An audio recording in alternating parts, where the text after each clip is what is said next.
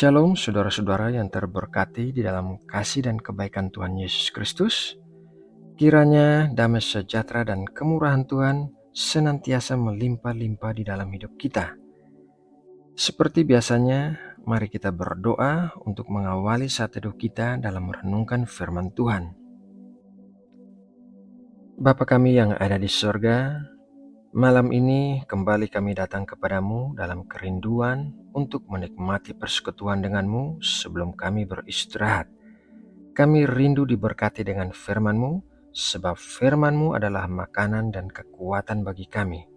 Firman-Mu adalah tuntunan dan terang bagi jalan kami.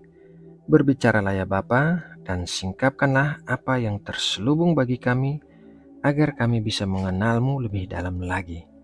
Terima kasih Bapa, dalam nama Tuhan Yesus Kristus, kami berdoa dan mengucap syukur. Amin.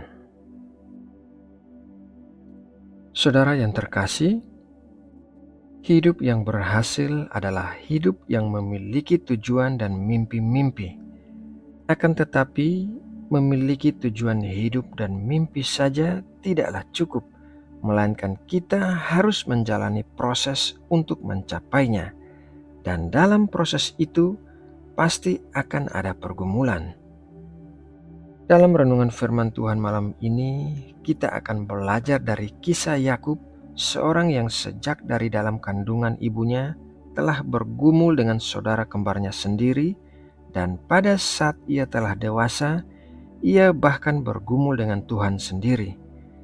Mari kita mulai dengan membaca kisah hidup Yakub dalam Kejadian 25 ayat 22.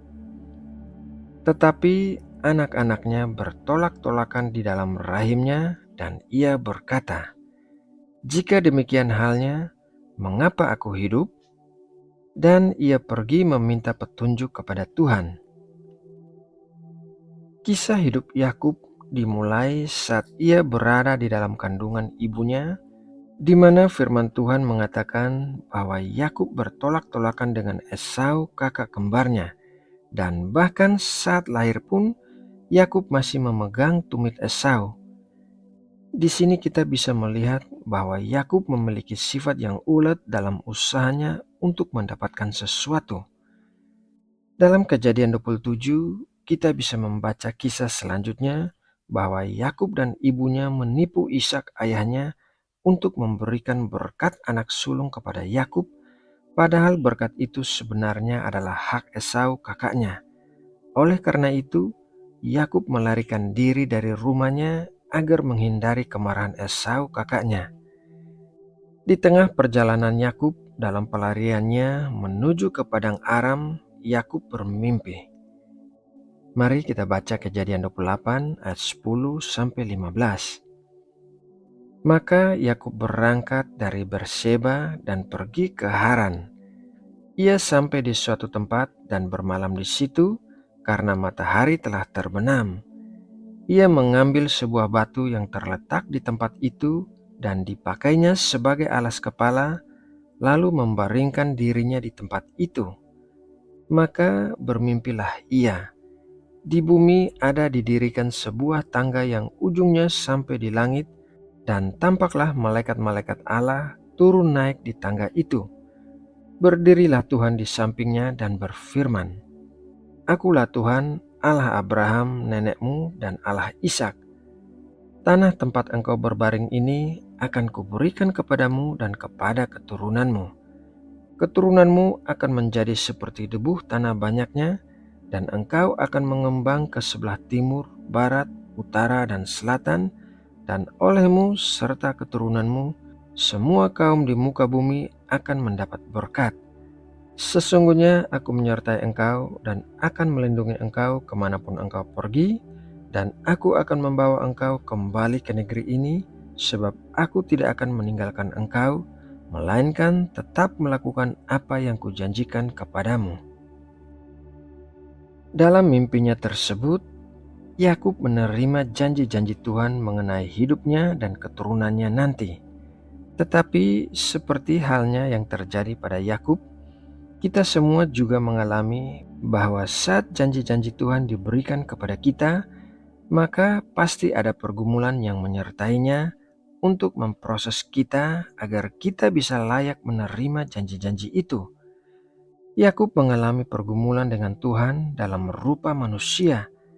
Mari kita baca Kejadian 32 ayat 24 sampai 26.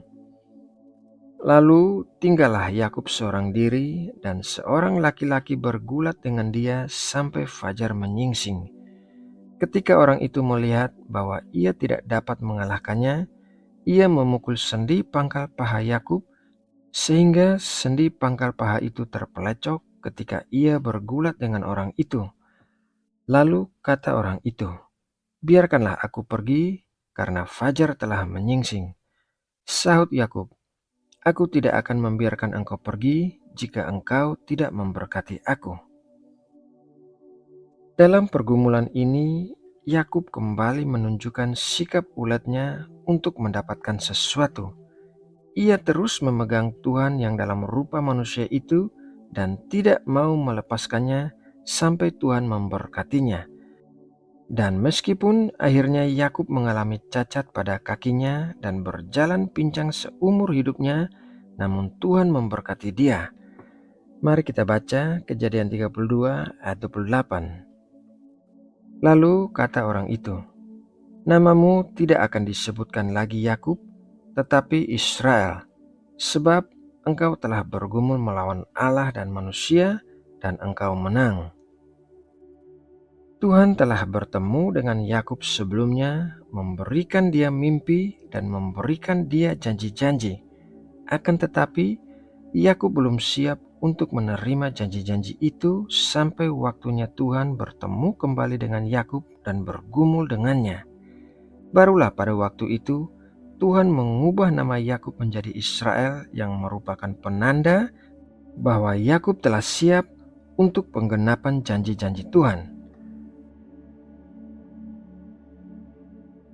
Saudara yang terkasih, melalui kisah Yakub ini kita bisa belajar bahwa setiap mimpi pasti memiliki pergumulannya sendiri.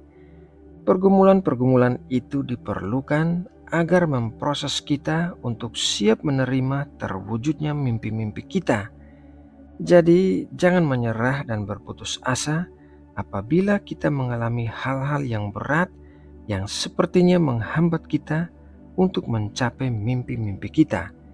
Itu adalah hal yang biasa terjadi karena dalam setiap mimpi ada pergumulan. Nah, saudaraku, demikianlah renungan firman Tuhan malam ini. Semoga Tuhan senantiasa memberkati kita dengan kasih dan kemurahan-Nya yang melimpah di sepanjang hidup kita. Mari kita berdoa.